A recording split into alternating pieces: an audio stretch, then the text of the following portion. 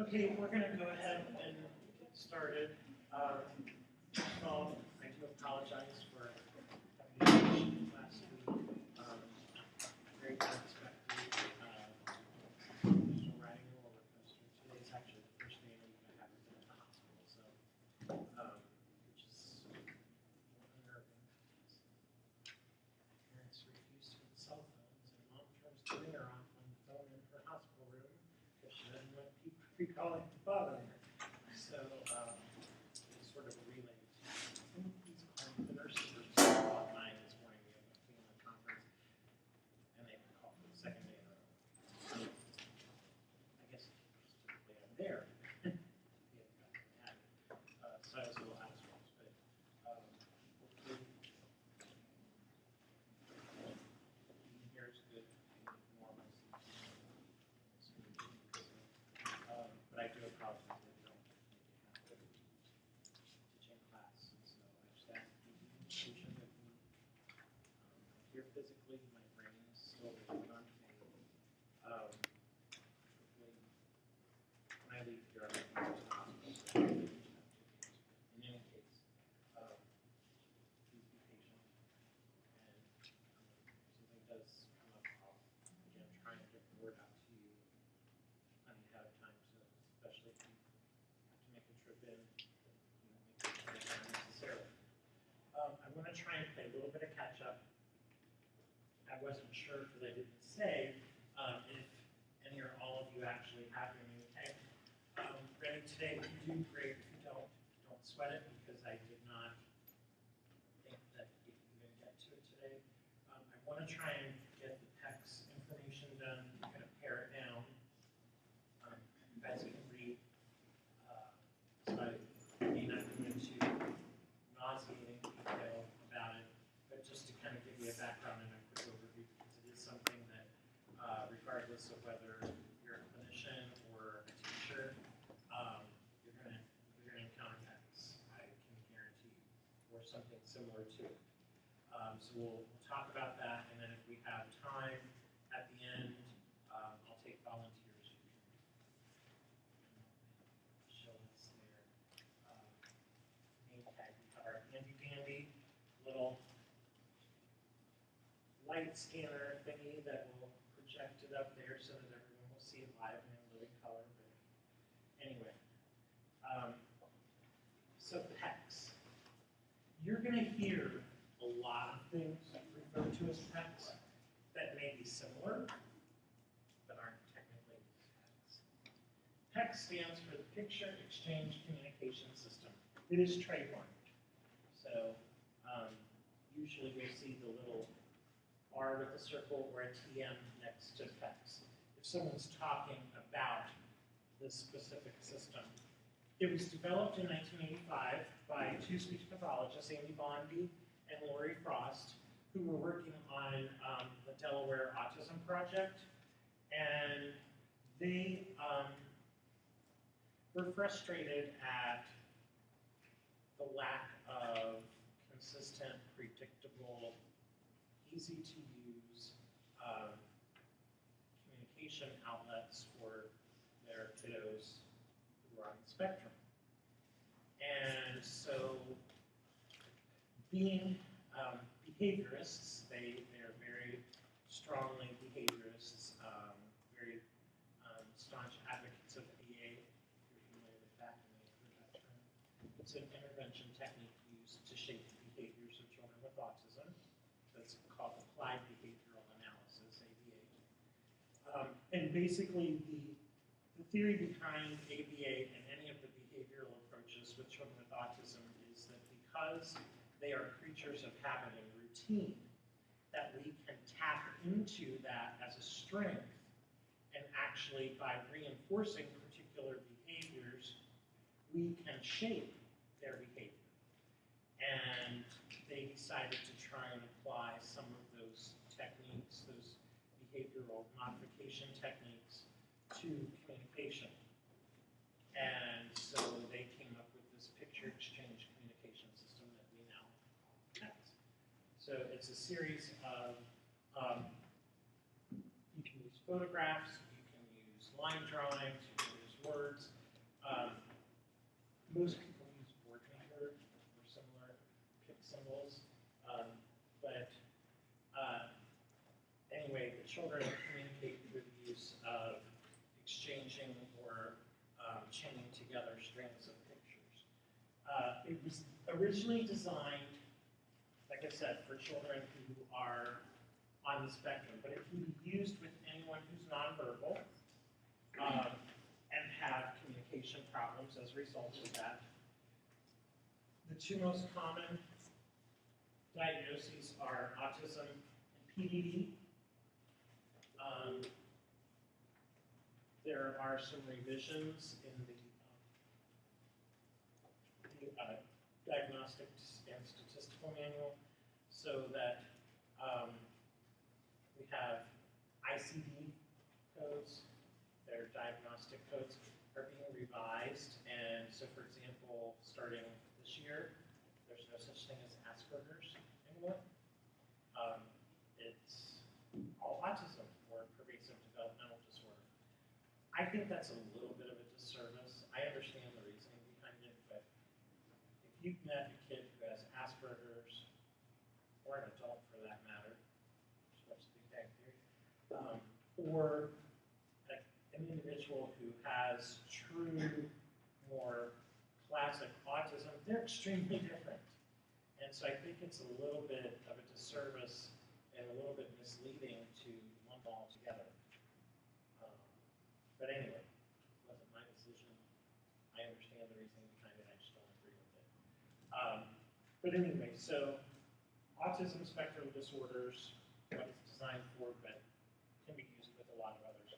I've seen it used with children who are hearing impaired. I've seen it used with children who are praxic. Any child, or adult for that matter, who has significant expressive communication deficits, this could be an option for them.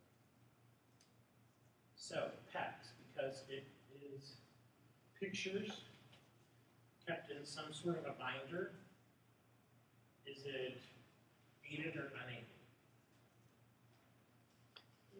It's aided because it has stuff. Would it be considered high tech or low tech? Low tech. Non-electronic.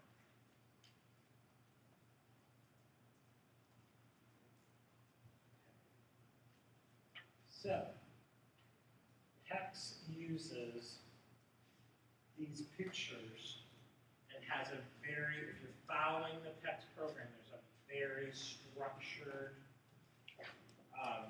system of teaching that you go through phase by phase in order to establish communication intent and use using these pictures.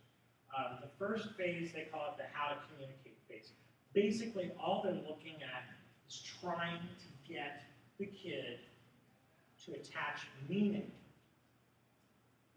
to the picture in order for something to happen. So it's communicative intent is basically what they're trying to establish at that phase. Once the kid learns to match the picture with the action, idea, or object, then we're moving. They go into stage 2, or phase 2. And it's still using only single pictures. They're not combining pictures, they're chaining pictures together. And they start really working on practicing, accessing the book, looking within their booklet or within their binder for specific things that they want. Knowing which page to go to. This may be organized if you have a food page and an activity page, and maybe you have a classroom page, and maybe you have a playground page. So you're working with them on locating what it is that they want within that booklet and then practicing with it, making it a habit, reinforcing their positive success. Okay? So you try and move it into different contexts and repeat it over and over and over again. They may need their phase 3 broken into a couple of steps. You may be able to accomplish it all at once. But phase 3 is when you start introducing choice. So you may ask a question, and then they have a choice, this or this. So they're starting to discriminate, okay? They're starting to be able to select and make a choice between one thing versus the other. You can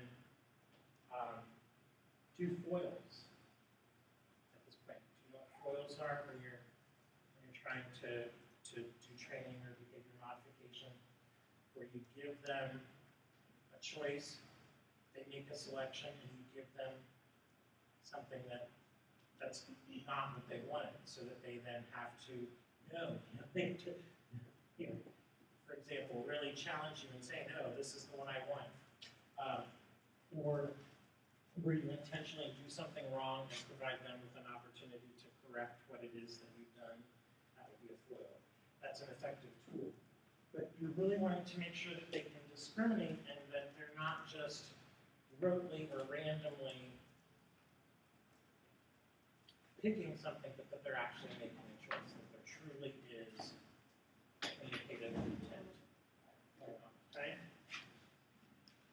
Phase B is where you go from maybe discriminating between something that you know that they like and something that they don't like to discriminating between two things that they do like. I personally try and, when I've done it, I've tried to go straight to 3B. And if they're struggling, then I'll go to things that are more dissimilar. But I don't feel like every kid necessarily needs that really strong contrast. And if they don't, why spend time there unnecessarily? So I would typically try to work at that 3B level initially, and then only drop back if I need to.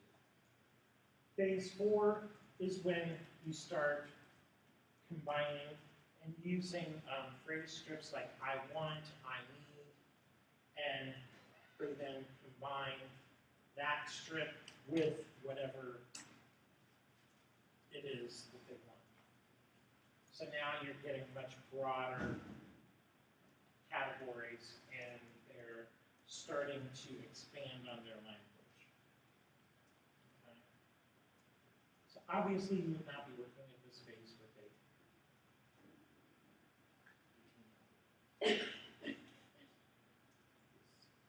18-month folks typically have the capacity for an MLU of 3. Well, yeah, some do, but typically no.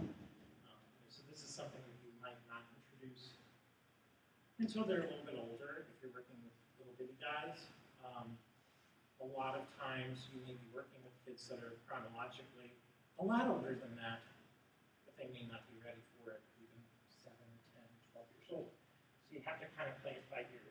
But phase 4 is the sentence structure. So you're starting to add combinations, multi-word strings. Phase 5 is when you can have them start using PEPs in response to questions, WH questions, who, what, when, where. Particularly, what do you want? And then they would, I want, and then whatever it is. And then finally, phase 6 is the commenting phase, and that's when they can pretty much use it in a more conversational manner. But typically, they're more passive communicators, so it's going to be in response to a question or a direction, a request. Okay? Now, follow this protocol. You have my permission, and quite frankly, the only drawback to that is that you can't call it text. You can say we're using picture communication or picture exchanges. But you really shouldn't be calling it text if you haven't gone through the training and you haven't been following this protocol strictly. So technically, I don't use text. I use picture exchange when I do that because not every kid needs to go through. They may already have communication intent, so I don't have to start at phase 1. They may be ready to go into phase 4. But to truly follow the PEPS protocol, you start at 1 and go through the end. And to me, I'm not going to waste my time doing stuff that the kid can already do. So just be aware. To modify and adapt to meet your needs and the needs of your patients. So what does it kind of look like? At phase 1, you're simply pairing the picture with the object, and then you're giving it to them so that they know. They start, oh, when I see this, I get this. Okay? You do that with toys, with food, with clothing, with activities, whatever it might be. So that's just making that association. At phase 2, we start introducing these topical categories, these page-by-page categories, so that they can start then seeing the concept of category. Okay? So you're expanding it a little bit at this point. Then, at phase 3,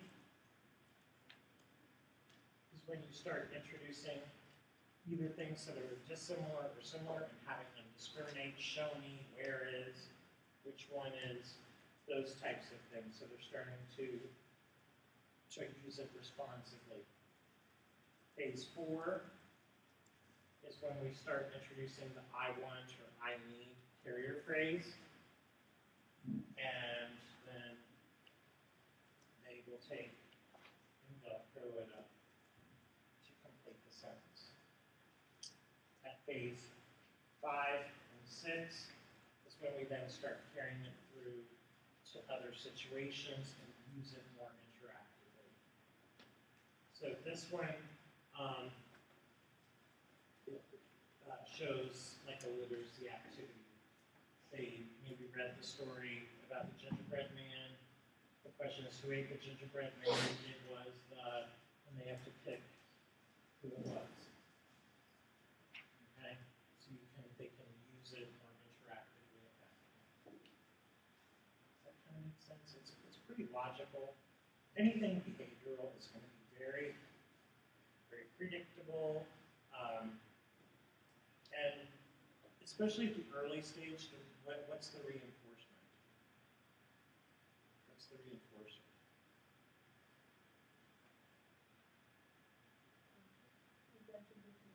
Yeah, they actually get what it is. They get the actual object, or they get to do the actual activity. And that part is very important. They need to make that connection. Once they've got that, I don't delete that one. I jump ahead and try and make it as effective and as functional as I possibly can. PECS has been extensively researched. I know you guys have had other classes, and the buzzwords are best practices, evidence-based practice, where at so many professions for a long time, we've done things just because that's the way we've always done things. And finding out, a lot of times that's fine, but in some cases we're finding, ooh, you know what? Actual research doesn't support doing that. For a long time, back when I was where you are right now, we did oral motor exercises for everything. For speech, sound disorders, for motor speech disorders, for swallowing problems. Although that was back in the day that we couldn't get paid to treat a swallowing problem unless there was an associated speech problem as well. So if you had a swallowing problem, but your articulation was fine, your speech was fine, we could do it, but we couldn't get paid for it because they didn't have separate code for it. Finally, they developed a separate code for swallowing therapy. The speech therapy without there being a speech problem. That was back in the dark ages. But we found with research that non-speech oral motor activities aren't really an effective use of our time and energy, because non-speech oral activities don't readily translate into improvements in speech tasks.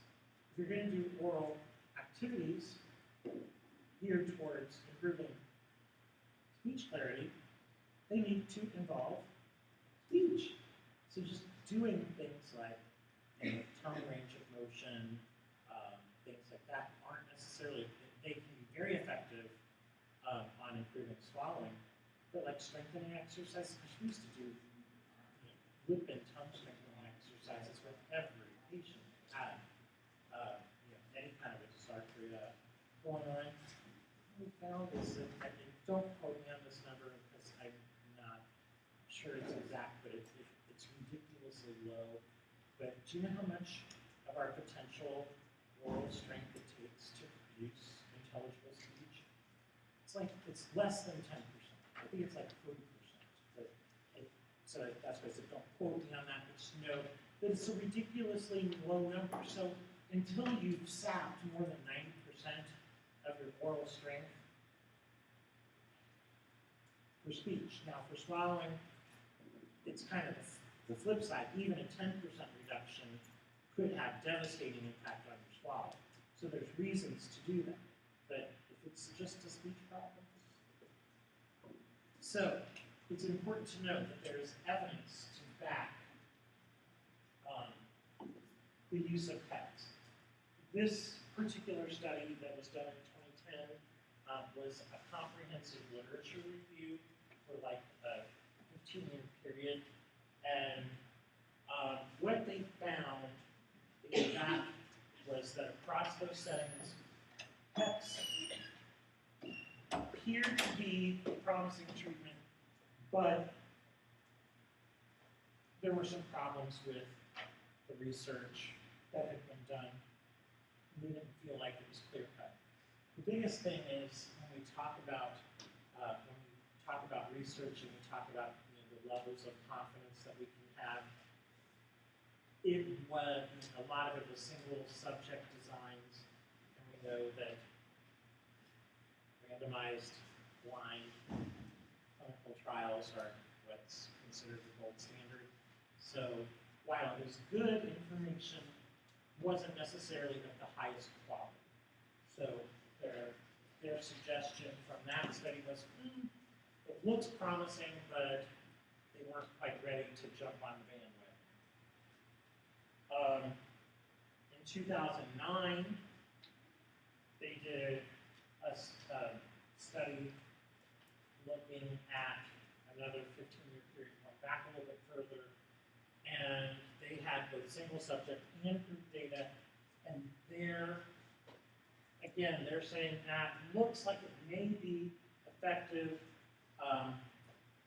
but there are still some questions. So they did feel like there was enough empirical support to say, at least they weren't going to say don't do it, but they still felt like we needed more evidence.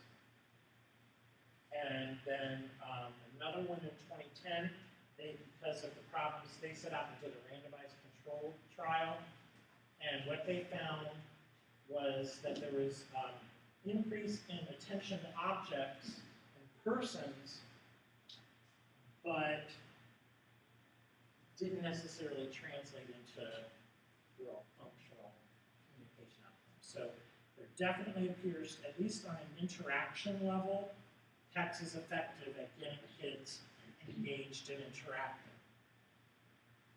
Was it a wow improvement in communication effectiveness? Not necessarily. But again, nothing to suggest that it's ineffective and that we shouldn't be doing it. Another review looking at 13 studies saw that they had improved communication, but rarely did it translate into verbal communication. And the generalization rate to untrained targets was pretty low. So the kids learned to rotely make associations between trained pictures and objects and activities, but if you introduced a new picture, they didn't necessarily associate it with the object. Does that make sense? So if I had trained a kid and they knew apple, orange, and banana, and I suddenly throw in a strawberry, they're not necessarily going to, without training, match the strawberry to the picture. Does that make sense? So there wasn't a really good level of generalization happening. Okay. But they did, again, the interactive aspect of communication improved.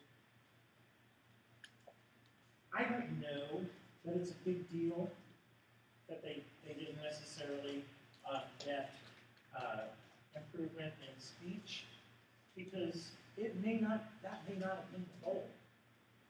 You know, we know that a significant number of children with autism and other developmental disorders are never going to speak functionally, and so I feel like they're pointing out that there's very limited improvement in speech production.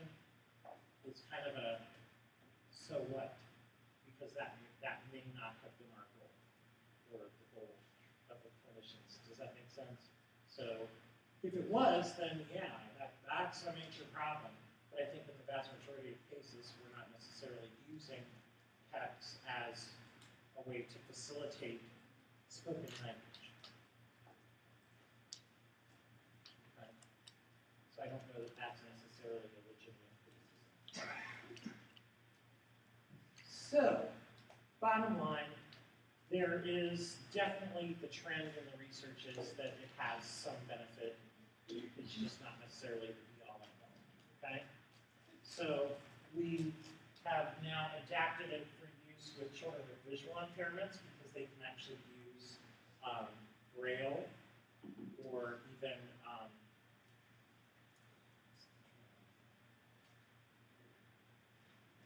raised, like embossed pictures and labels.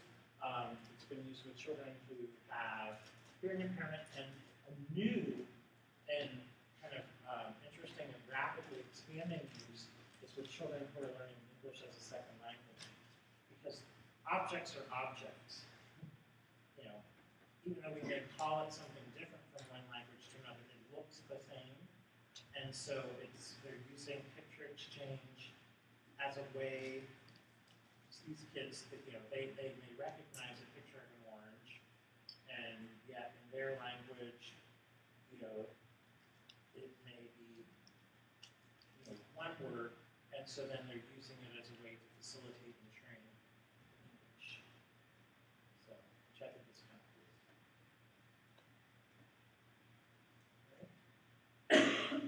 Questions? I have some for you. Who has actually used text or something similar in some context? What was? I actually did a project this summer when I was out in the international customer Cuba. They just had me take pictures of all the toys that they had in the speech partner because they only had like basic black and white pictures, and so it was really hard to communicate pictures of just black and white pictures. It's much better because we know with our hierarchy that color photos rank way up there. So I just like went through and took pictures of like different books. They had this huge set of different foods and plates and just some pictures of. So you were the picture lady. I was the Awesome. picture taker, yeah.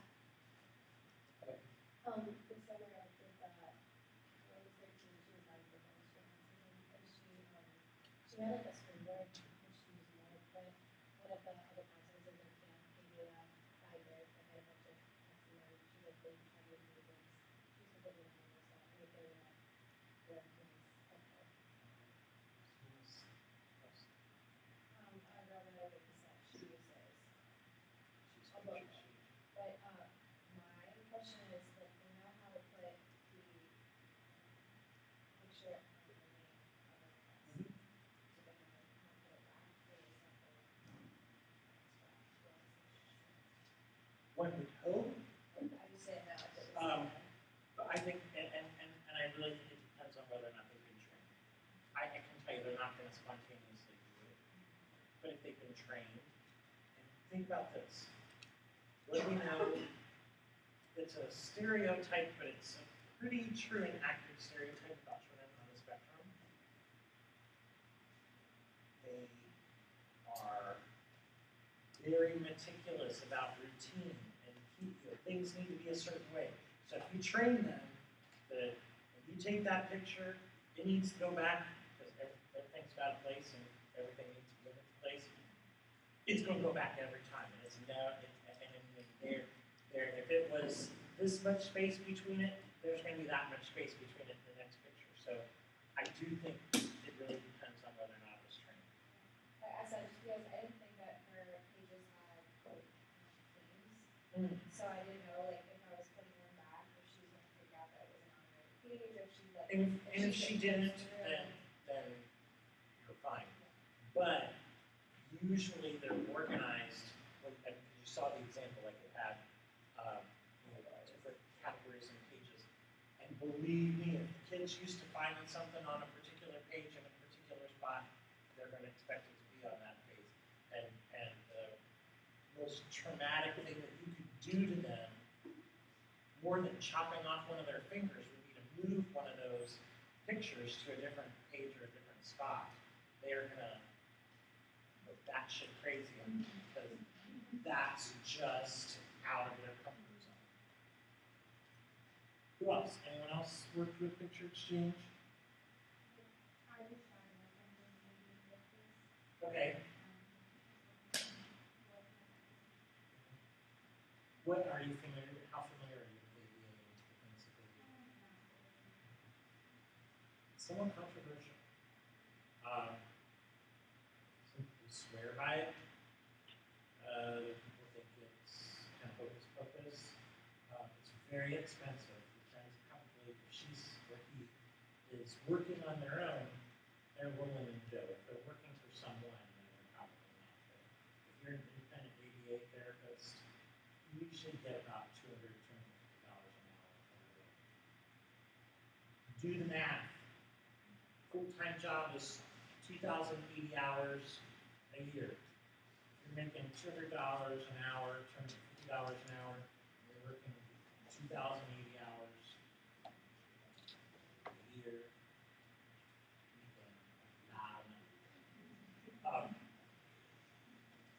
For those of you who are slower on math like I am, let's roughly say it's $500,000 a year. Okay? So it's good money. But it is somewhat controversial. I have seen some kids who've gone through ABA treatment have remarkable changes and improvements in their behavior and in their communication. And I've seen other kids where I'm like, you spent that much for what? So I think it's one of those things where it's like any other intervention. It's not for everybody. But I think in the right situation with the right child, the right family, and the right therapist, doing it can be very I observed that a boy who had autism who used the schedule on the wall with pictures to go through the schedule. Would that be the same thing or similar? Were they use a picture schedule? Yeah. It's a picture exchange, so is it technically X? No.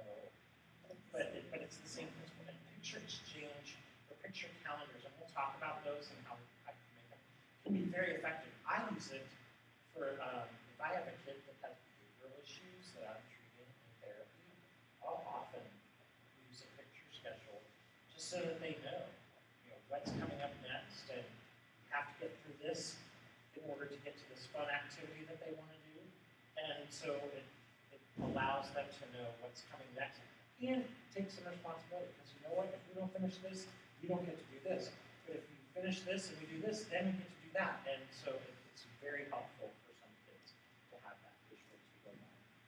So it's similar process. Okay, so having had this brief introduction, what are your thoughts about that? So I'd be interested for picture exchange in general. May, can give a rip. It's okay. That's okay response. Yes.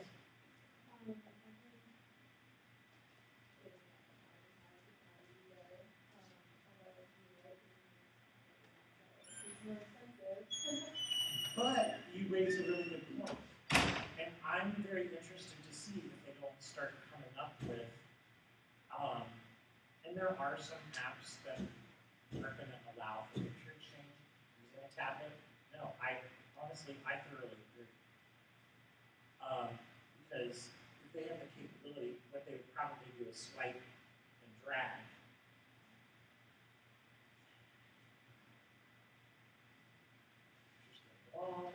Velcro coming apart. Having a picture exchange book that's now thicker than the old phone books. My wife decided to start conserving space several years ago, so she requested the small ones, and I'm like, oh, it's safe. I have to hold it in the neighbor's backyard in order to be able to try and focus on it. That's why God created the smartphone. And what's really cool, I don't know if you notice this, but more and more, it doesn't even type phone number, it just says call, and you press, and like magic, you're connected. Man. So this is where I was born in the last month of the baby boom, and so I really don't have a whole lot in common with them, because my mom was born in the first one. And we're definitely two different generations, but getting to that age where I can kind of sympathize with the old eyes thing. But anyway, what other thoughts on picture exchange, yes. I think it's really helpful, especially with like, knowing what they want. But I don't know if there's a way of know other points, like if they want to tell you a story, like, I guess they could tell you a story, or if they want to tell you how they feel. I don't know if that's a question. Right, yeah, I think you're right, it has, from a pragmatic standpoint, in terms of communication intent, I think it's somewhat limited. I would agree. But what's one of the stereotypes of children with autism? The meltdown. And when do they usually melt down?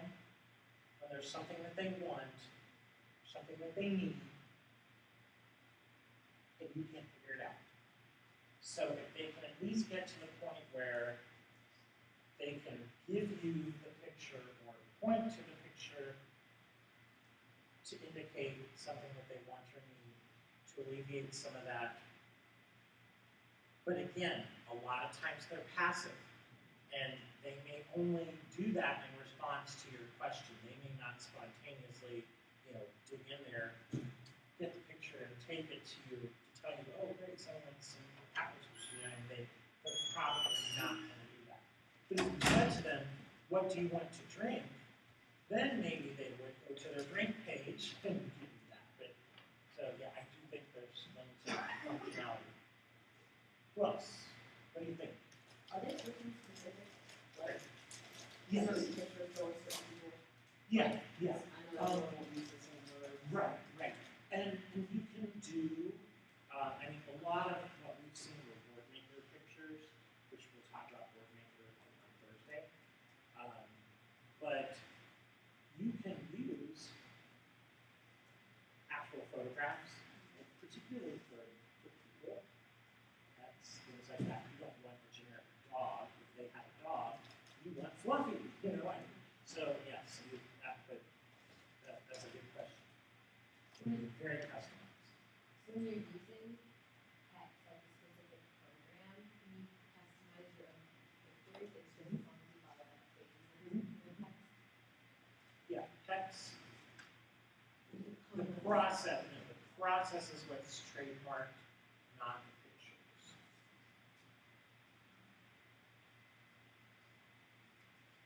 Other thoughts? Yes. I think it could be useful, but like it does take a while. I know when I tried to use it, I don't think the Rose has used it in the past, so she was kind of more Right, so you had to kind of jump into it, right. and she hadn't necessarily had the training. You hadn't necessarily had the training. So that raises a question. Not really a question, but a good point. This is not, even though it seems really simple, it's not something that you're necessarily going to jump into without having to spend some time on training. For you, for the child, and for other communication partners. So I would liken it to if you're working on a gestural system, sign system. Still got to do training. And the only people who are really going to be effective communicators with the individual is someone who's with the gestures or the signs. And it's kind of the same thing with text. And think about it, if a kid, you randomly ran into a kid who's got this whole binder of pictures, would you necessarily, they're having kind of a meltdown, would you necessarily know or even relate that those pictures somehow relate to their trying to communicate? You guys, yes, probably would, but is John Doe or Jane Doe going to necessarily make that connection? Probably not.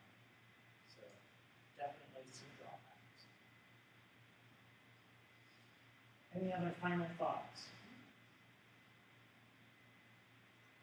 What do you, yes?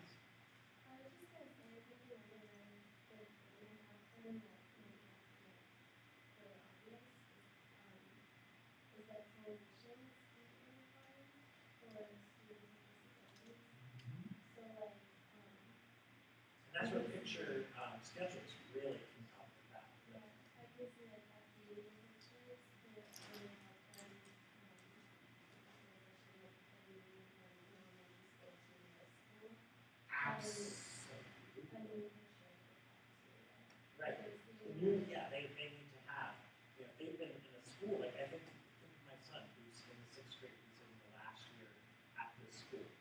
he were a kid who used pets, he's had the same pictures since he was in preschool.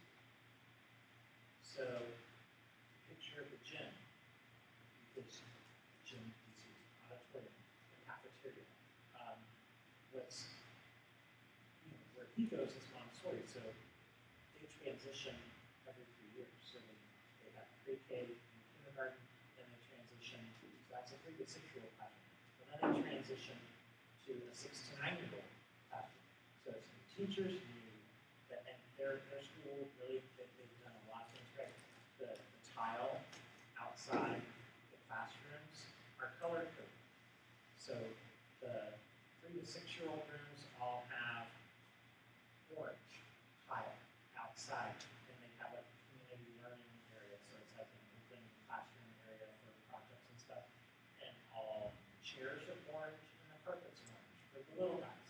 And there's one for the 6 to 9 year olds, and theirs is green. And then there's one for the 9 to 12, the 4th, 5th, and 6th grade, theirs is blue. So, so for a kid who is on the spectrum, for example, his school is very nicely designed because it's predictable. They can make that association know. I look for orange, I look for green, I look for blue, whatever it is. And so they have all these pictures. Well, now suddenly, getting ready to graduate from elementary and move into middle school, we're going to have to get a whole new set of pictures. Okay? Something to think about. Absolutely. And what you may have to do is, in that summer in between, you might need to do a training. Old gym picture, new gym picture, so that because they may, what did we learn from that one research study? Only about a 50% generalization rate.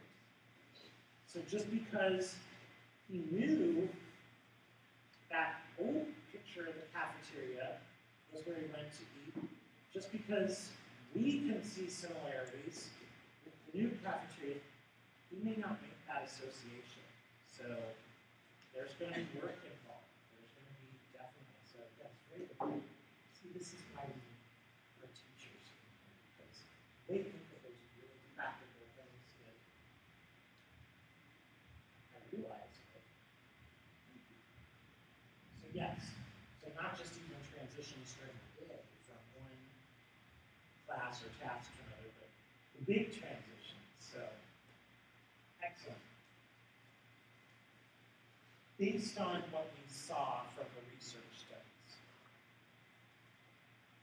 generally positive information, but nothing to say, wow. Do you think? And this, I didn't obviously present every single research study that's been done, but I picked ones that I kind of highlighted what a lot of them were saying. Do you feel like you've seen enough evidence that you would be comfortable recommending or using, not PEPs, trademarked, at least a picture exchange type of system for the patient?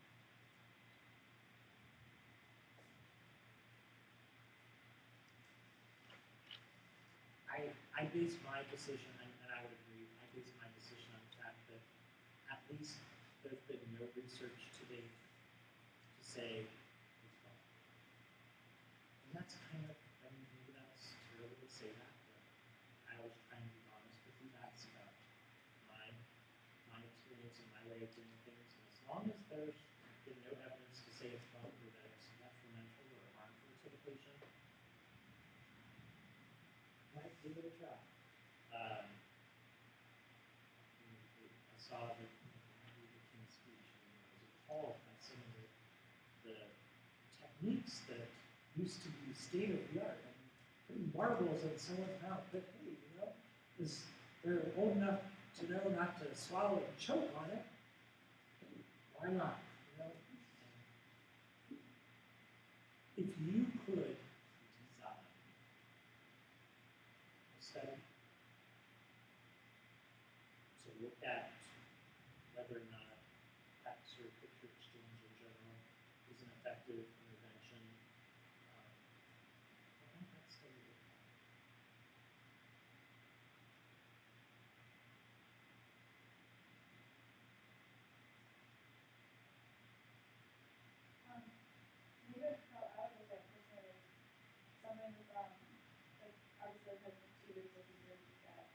use text and like Google Calendar and kind of organize how long it takes a child to get something and they ask for something using text versus using whatever else they're trying to do. Okay, so yeah, we could look at a time-based, how efficient is it?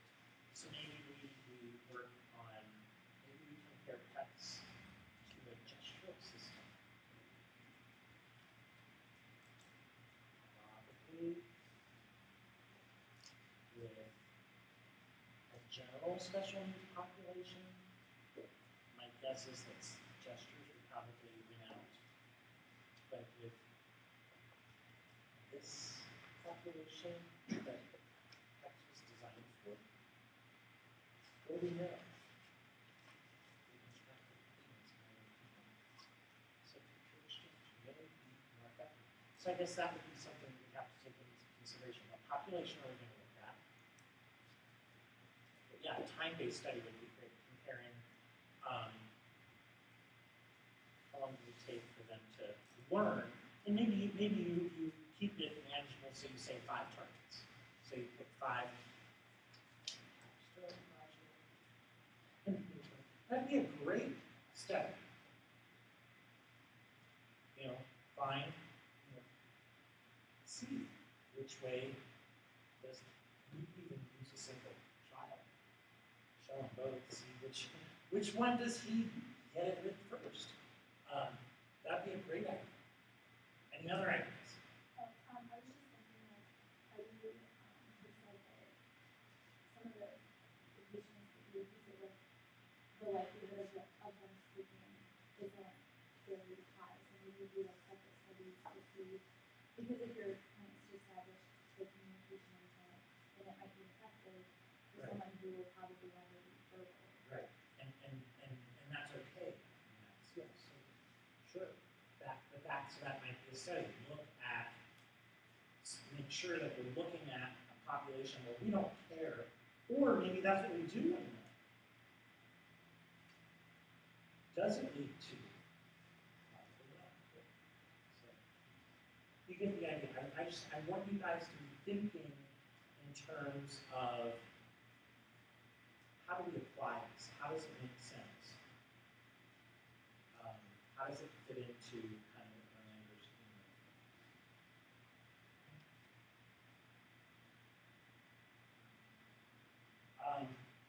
My bias, and this is my bias, is that I like picture exchange. And I qualify that and say picture exchange rather than text, just because, like I said, I have not gone through formal text training. And for me to say that I'm using text, I have to learn that. It's sort of like the Lisa English treatment program.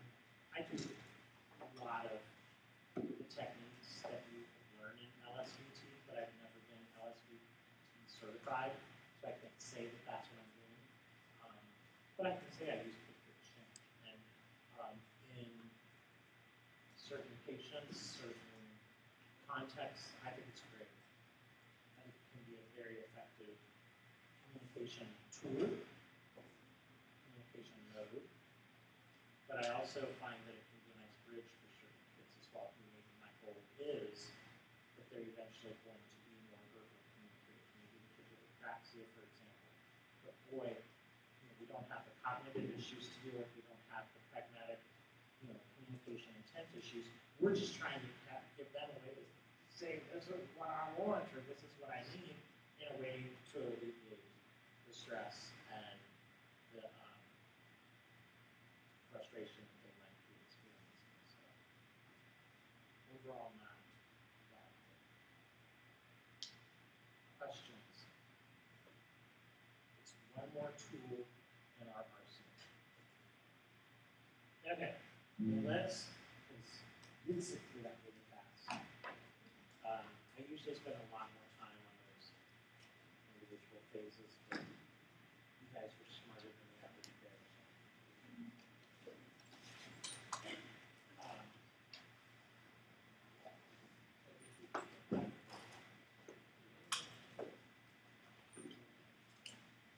All right, so we're going to do our own form of picture exchange, and that is those of you who brought them.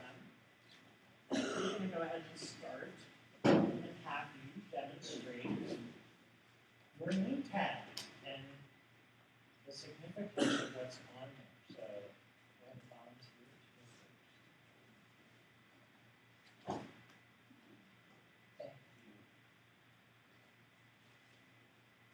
you. You're going to have to start bringing the chocolate.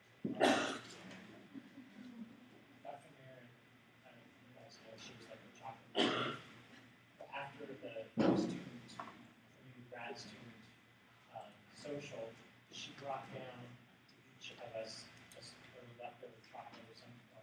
So I got the like jug of mini M&Ms with a spoon. So a spoon, take a handful, and I love M&Ms. So what I did is on my desk, my phone stands up, so I put it behind there so that I never see it. So it's still completely full. And people come in. Some of you have been in my office and not a single person was eating those stinking M&Ms. So I just put it up here. Just lay it flat on the screen. And What am I supposed to do? Am I supposed to talk about them? yeah, so see if you can bring it. There's a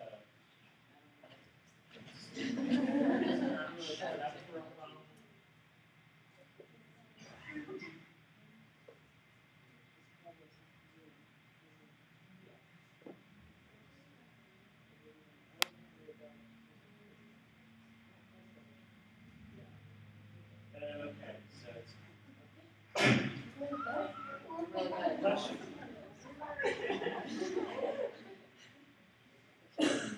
So, this one is obviously volleyball, and I played volleyball throughout high school. I wanted to play in college, but I didn't have enough time. So I started out in Hamilton, so I wanted to play on my team, but I didn't have enough time to. But I play with my church team, and I've been asked to coach at my high school, so I might actually end up doing that once I graduate. And this is a rabbit, and I actually have two pet. Well, I had two pet rabbits. One of them just died, so.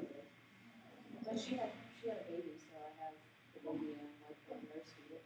So, and then this is one that like I don't know how to pronounce it, but it's this, yeah. And I'm really like I'm really religious, and I go to church on Sundays, and so I think that was one of the things.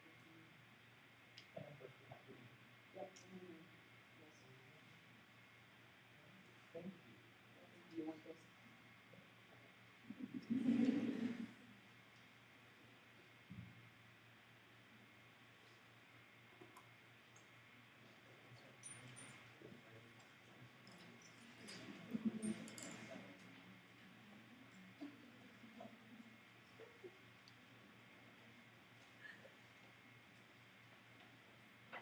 Let's go next. Okay, go ahead.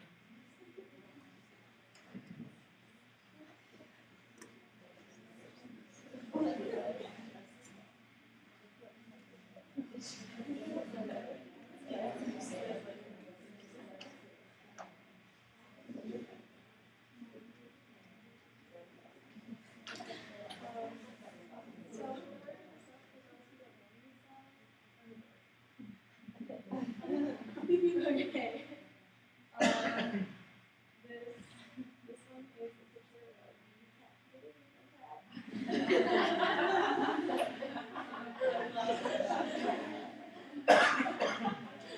I love cats so much.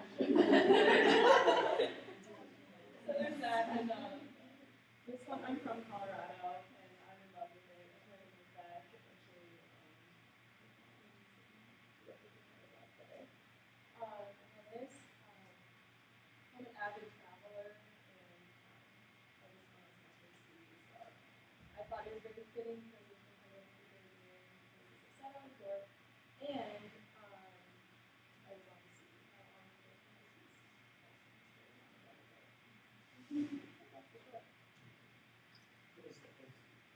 Is that your tattoo? No. I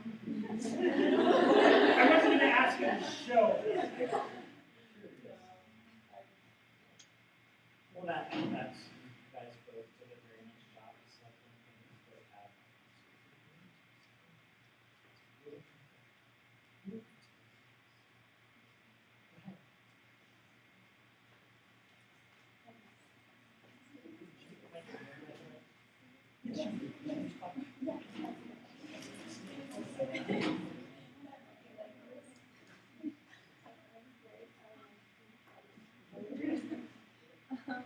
Okay, so, right here I have a heart with, 4 siblings in it.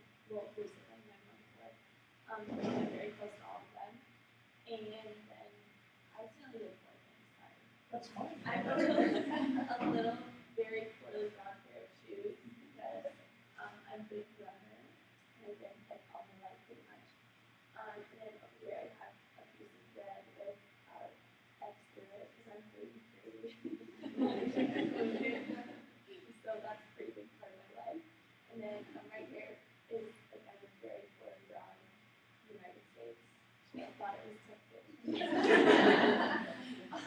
But I've lived a lot of places. I think I've moved like 8 or 9 times.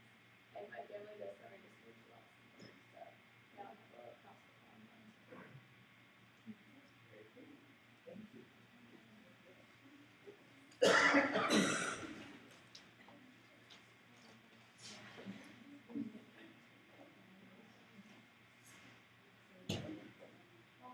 Go ahead.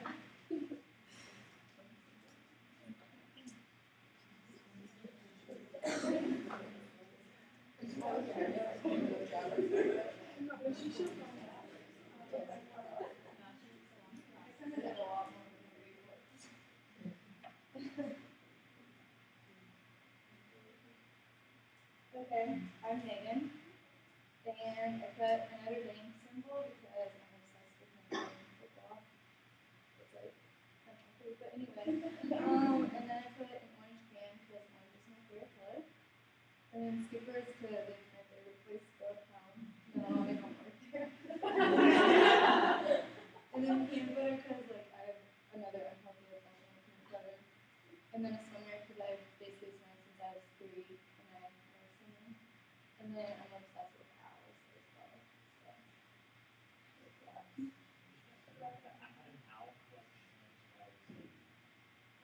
I have like 10. And I decided it was.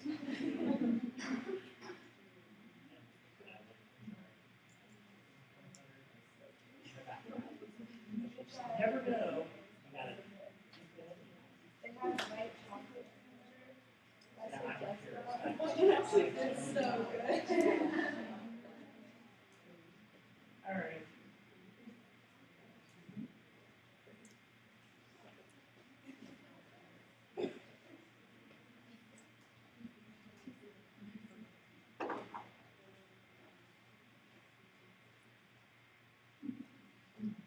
My name is Sarah.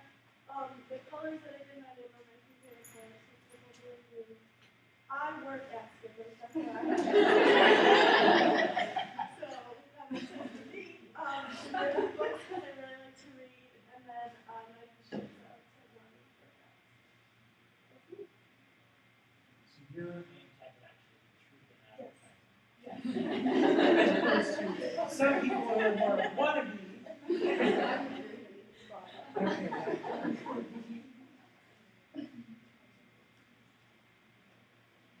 Go ahead, Grace.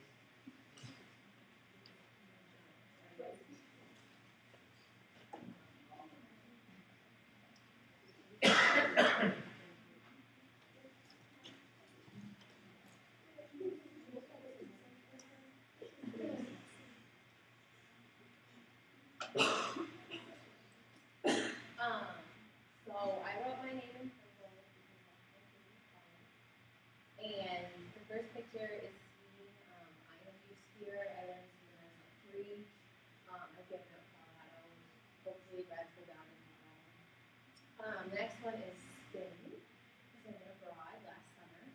And just had a wonderful time and learned it if I could. And then to Oviedo, which I think, yeah, it's the most magical place in the entire world. And yeah, it's just such a magical experience. And then the last one is Spicy Pie. It's the honor organization which causes me way more stress than it probably should. But I have a lot of fun doing that too.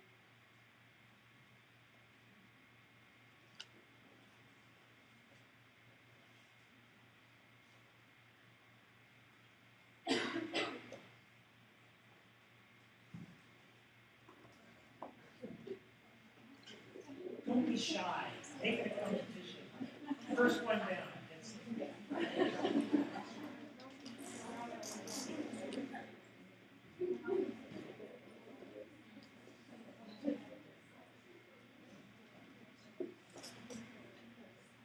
Okay, so I'm Lizzie, and these are my unhealthy obsessions. I love cats, and I'm a cat.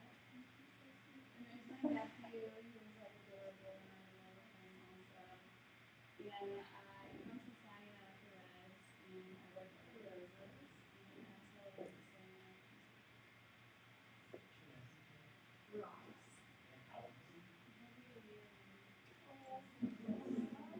rocks. Yeah, he's like trying, but he's a baby, so he'll be very fun. Voice is usually a lot earlier in talking. One of mine, we got our 9-month, they were sent this video, my son, we got our 9-month video of him. He was walking. I'm like, what? And it was 10-month video, he actually was saying a couple of true words. I was like, breaking the code. Next, go ahead.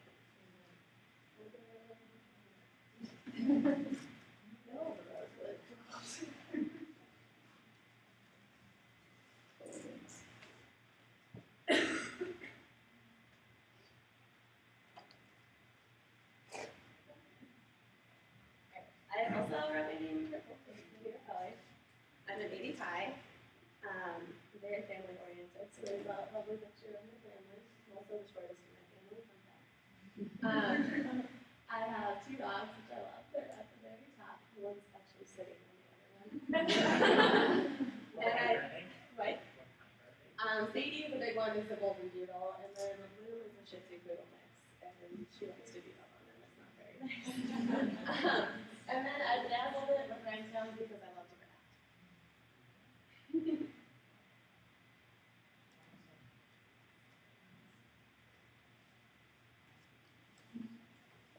I'll let you craft first.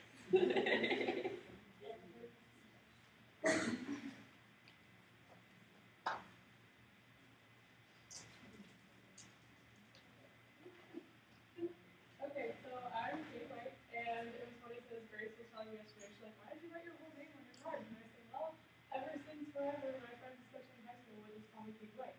So my best friend got married on Saturday, and she was running around the wedding like, where's Katie White? Where's Katie White? And so I've always just been Katie White.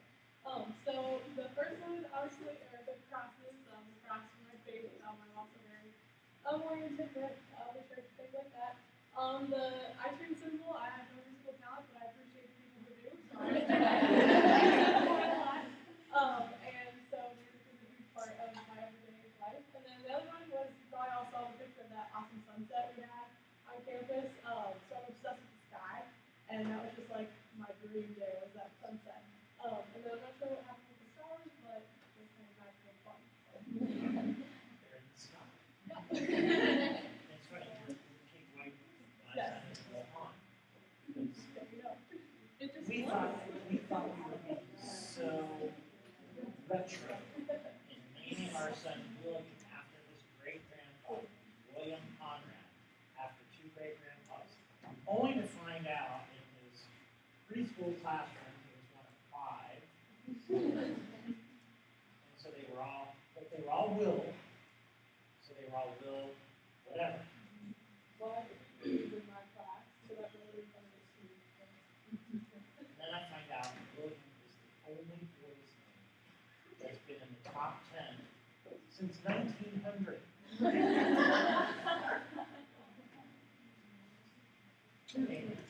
I'm Tara. I put Bridesmaids on me because I wish I was kidding, but I've literally seen that movie at least 100 times. No exaggeration, I do have a life. I swear. I put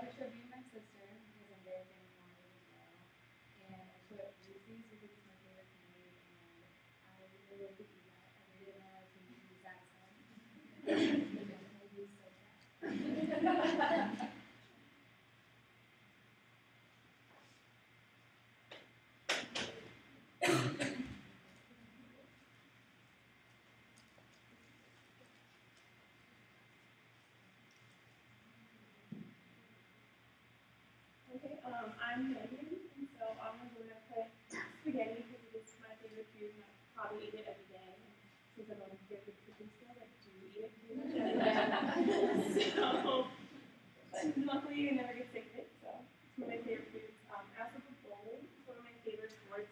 I'm on my own club team, which most people probably don't know exist, because there are only like 10 of us.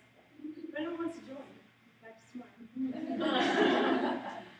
But it's one of my favorite sports. It's always a lot of fun. I also put Oxford Lanes. So Mondays and Wednesdays. Anyone wants to go?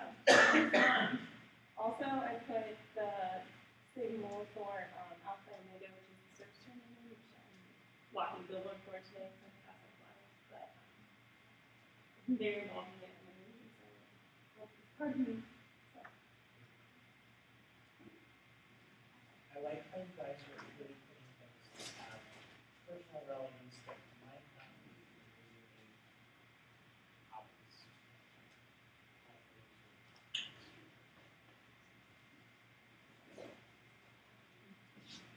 Sorry, just like shiny. I didn't like laminate it, but I did have a glue and chapters tape. Okay, well, my name's Carol. Okay, so that's a picture of me and my niece and my nephew. And actually, my nephew who was born after this picture, so he got one year ago.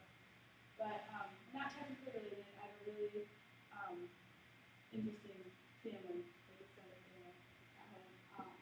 So I put that there to kind of just represent my entire family because we're all really close and I miss them a lot. And I'm Aunt Sheila, so I think so. I should put Sheila or whatever I'm talking about that one. But and the other thing is that I'm like choosing that picture, and anyone who knows me knows that I pretty much know it's not pretty, so I thought that was a good one. And then just a picture of like sports. There's not volleyball in there. There's volleyball. I probably should have done that. But I love all sports. I love watching. I love playing. I love working out. I love all that. And then music, because I play guitar, I like to sing, and I love listening to music.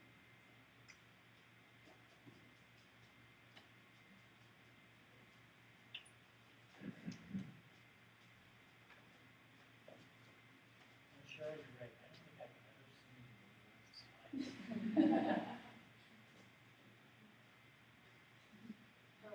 I'm Alexa. As a follow that, I just play guitar. I put an elephant on there because I sports my elephants for some reason. Tennis ball because I played tennis since I was 5 years old. And that's my Chicago Sky. That was pretty good. That's on me. Yeah, so I love the city. I live in there. I love the city. So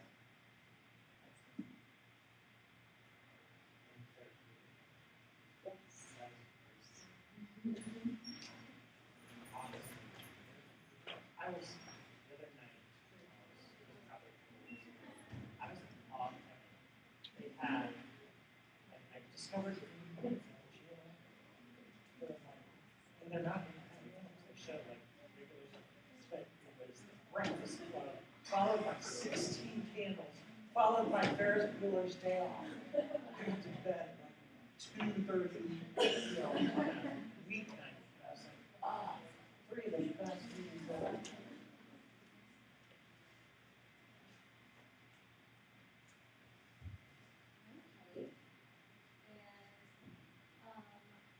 Here I have books because I really like to show pornography like this, but also do like scrapbooks. I also like to do like scrapbooks and stuff.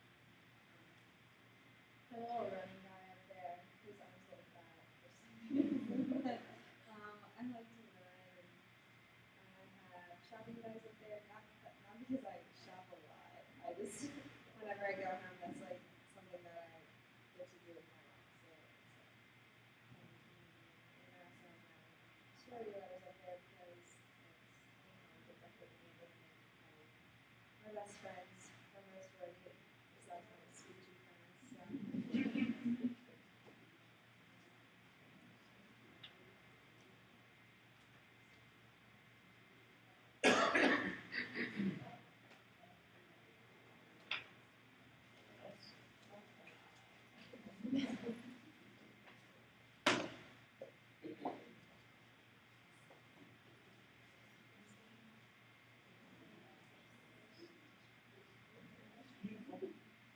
My name's Kristen, and there's a really cool beach up there. It's a little I like to go to the beach, and we have a place in Marblehead, Ohio, which is right on the water, so Lake Erie is a big part of my life. And that is a left hand because I'm left-handed, which not many people know. And that is an adorable little panda bear because I'm overly obsessed with panda bears, and I've had the same one since I was born. I'm obsessed with them, so yeah, that's it. One more volunteer, all right.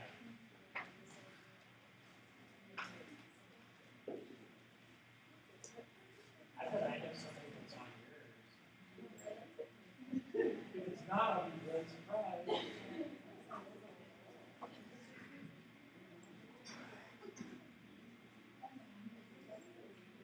All electronic because I have no artistic skills. Most of you probably know me on Vega, and yeah, this is like my childhood. So. And I have a softball on there. I've played forever. I don't play in college, but I still like playing video games and stuff like that. That's something my dad always do. And I have the Gilmore Girls on there. That's like my favorite show. And I watch it with my mom. We always marathons, and my best friend too. We actually just watched a couple episodes the other day on Skype. That's really cute. And I love to read, so I put up one of my favorite books. They left me in the movie, so I'm excited.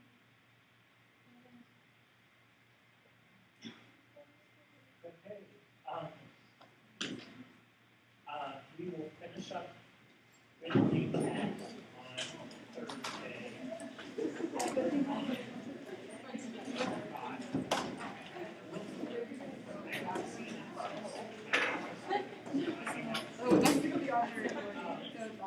And then we will Sorry. do a demo. I'll bring the board member and we'll actually do it online. We might go down to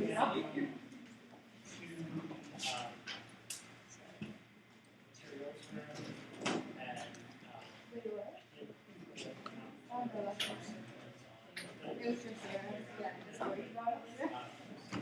I'm just gonna turn it in. Super fun, but. oh wow.